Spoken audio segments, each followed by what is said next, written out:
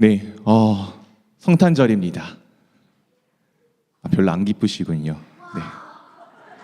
네, 네, 그쵸. 저 정도는 기쁨이 있어야지요. 네, 오늘 초등학교 우리 아들내미께서 새벽 2시에 일어나셔서 네, 산타 할아버지가 왔다 갔는지를 확인하셨습니다. 그리고 확인하고 난 다음에 기쁜 마음으로 다시 잠에 드셨습니다. 네, 그런 기쁨이 있으셔야 되지 않겠습니까? 기다리고 기다림이 우리 가운데 있어야 하지 않겠습니까? 우리가 정말 우리 가운데 다시 오실 예수 그리스도를 믿기를 원합니다. 우리가 정말 그 주님이 우리 가운데 2000년 전에 이 땅 가운데 우리에게 오셨음에 감사하고 기뻐하는 시간 되기를 원합니다. 네, 우리 사랑하는 우리 성도 여러분, 옆에 혹시 내 옆에 앉아 있는 분이 혹시 중년의 남성이신 분 계십니까? 한번 돌아보시고 네, 어깨 한번 토닥토닥 해주십시오. 네. 네, 그렇다고 합니다. 중년 이상이 되잖아요, 남자가. 남의 말을 그렇게 안 듣는데요. 네, 이 자리에 지금 네, 정말 감사한 것은 네, 제가 어쨌든 우리 여기 계신 중년 남성들보다 조금은 어리지 않습니까? 네, 이 어린애의 말을 듣는다는 게 사실 쉽지가 않은데 네, 이렇게 또 오셔서 또 제 말이 아니라 하나님의 말씀이라고 들어주시는 그 귀가 얼마나 귀한지 모르겠습니다.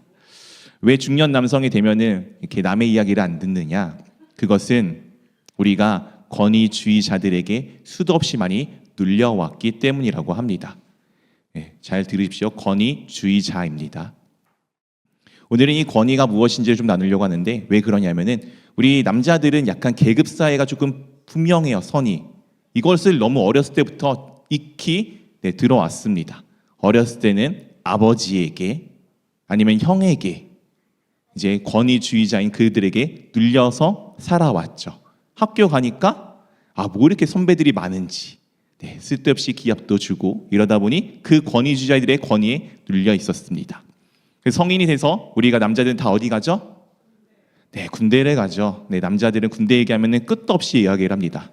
자기가 제일 힘들었어요. 네, 아닌데 어쨌든 군대 이야기를 하다 보다 보니 어쨌든 계급이란 것에 눌려서 살아냈습니다. 그리고 또 군대에서 나오고 대학교 졸업하고 취업을 하고 사회생활하니까 나이에도 눌리고 직급에도 눌리고 때로는 요즘의 세상에는 돈으로도 누르고 다른 것들로 수도 없이 그 권위주의자들이 권위로 누르는 것들을 경험합니다. 그러다가 이제 어느덧 자신이 한두 살 나이를 먹다 보니 이제 자기도 그 권위주의자들의 위치에 서게 되는 거예요. 그러면 더 이상 누군가의 이야기를 듣지 않고 자신도 모르게 권위주의자가 되어서 자신의 권위를 누군가에게 발휘하고자 합니다. 여기서의 권위는 권력과 위력입니다. 무엇이라고요? 권력과 위력입니다. 자신의 힘과 자신의 능력으로 무언가를 다 찍어 누르고 자기 마음대로 하려고 하는 것이 어떻게 보면 이 세상의 이야기입니다. 오늘 예수 그리스도께서 탄생하시는 이 시대적 배경이 그랬어요. 팍스 로마나, 로마로 인한 평화. 그런데 그들이 그 평화를 어떻게 전달하였습니까? 힘과 권력으로 모든 나라들을 다 압제하면서 권위주의자의적 그 힘으로 다 모든 나라를 누르면서 그들에게 나아갔습니다. 오늘 그런 가운데 놀라운 소식이 하나 들려집니다. 우리 11절, 12절 말씀 우리 한 절씩 번갈아 가면서 읽겠습니다. 오늘 다윗의 동네에 너희를 위하여 구주가 나셨으니 곧 그리스도 주시니라.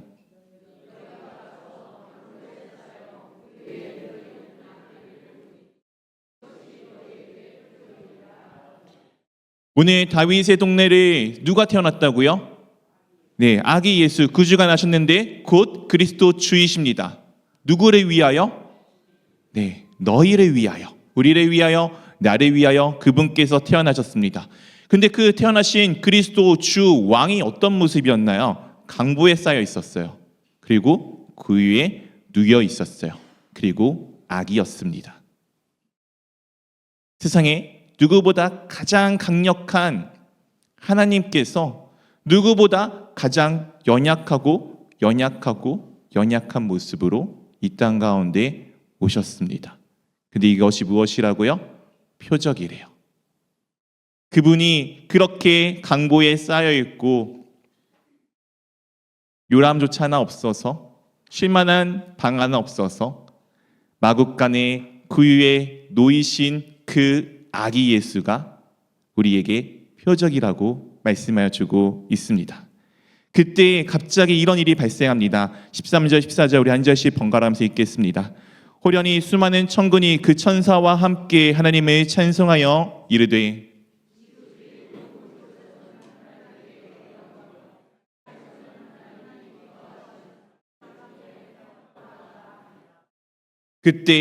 그때 호련히 수많은 천군 천사가 갑자기 하나님을 찬양하기 시작합니다.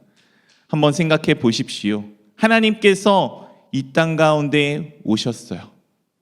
참 초라하게, 참 볼품없이. 이것이 찬양할 일입니까? 이것이 기쁜 일입니까? 우리의 눈에는 전혀 기뻐 보이지 않는데요. 우리 눈에는 전혀 뭔가 아름다워 보이지 않는데요. 그런데 오늘 수많은 천군과 천사가 하나님을 찬송합니다. 그리고 그들이 이렇게 찬송하죠.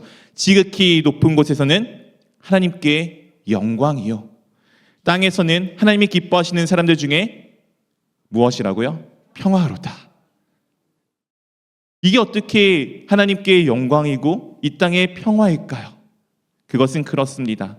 우리 주님은 진정한 권위자이시기 때문이에요. 세상의 권위는 권력과 위력입니다. 그런데 진정한 권위는 무엇인지 아십니까? 그것은 권명과 위로입니다. 다시 한번 말씀드리겠습니다. 진정한 권위는 무엇이라고요? 권명과 위로입니다. 누가 권면할 수 있습니까? 힘이 약한 사람이 강한 사람에게 권면할 수 있습니까? 능력이 없는 사람이 능력이 있는 사람에게 권면할 수 있나요? 아니죠. 권면을 위해서는 어쩔 수 없이 높은 실력이 필요합니다. 우리 주님께서는 어떤 한 분이십니까? 주님은 누구이신가요? 예수 그리스도는 하나님이십니다. 하나님은 어떤 분이신가요? 말씀으로 세상에 있는 모든 것을 다 창조하신 하나님이십니다. 믿으십니까? 능력이 있으신 분이 맞으십니까? 이 세상에 있는 그 어떤 것보다 가장 능력 있으신 분이 바로 우리 주 예수 그리스도이십니다. 그분이 우리 가운데 권면하는데 어떻게 권면하시냐? 위로를 하십니다. 위로는 누가 할 수 있습니까? 위로는 눈높이를 낮추는 사람이 할 수가 있습니다. 예수님의 본성은 하나님이세요. 저 하늘 높은 곳에 계신 것이 맞는데 그분이 우리를 위로하시기 위해서 어떻게 하셨습니까? 이 낮고 낮은 땅 위에 우리보다 더 낮은 모습으로 오셔서 우리의 눈높이에 맞춰서 우리를 위로해 주시지 않았습니까? 이게 권위자 예수의 모습이십니다. 여러분들, 사랑하는 성도 여러분들, 진정한 권위를 배우시기를 원합니다. 예수 그리스도의 그 권위를 배우시기를 원합니다. 실력을 높이십시오. 실력은 주님 앞에 엎드려지는 것입니다. 기도하십시오. 열심히 말씀을 묵상하십시오. 그리고 그 말씀을 살아내려고 부단히 주님 앞에 엎드려지시기를 원합니다. 그리고 실력의 싸움은 세상은 그 실력을 가지고 누군가를 억지하지만 압지하지만 우리는 그렇지 아니하고 그들을 위로하기를 원합니다. 그들의 눈높이에 맞춰서 우리 주님이 낮아진 것처럼 나도 주님 앞에 낮아지고 그리고 나와 함께하는 그들의 눈높이에 맞춰서 무릎 꿇고 그들의 눈높이에 그들의 삶들에 통하여서 예수 그리스도의 복음을 전하기를 원합니다. 이것이 진짜 위로입니다. 진짜 권면입니다. 그것이 진정한 권위입니다. 그런 권위자이신 권면과 위로를 베푸시는 예수 그리스도의 그 위로자 되심을 여러분이 경험하시고 또한 이 추운 겨울에 우리 옆에 있는 이웃들에게 전하는 시간 되기를 원합니다.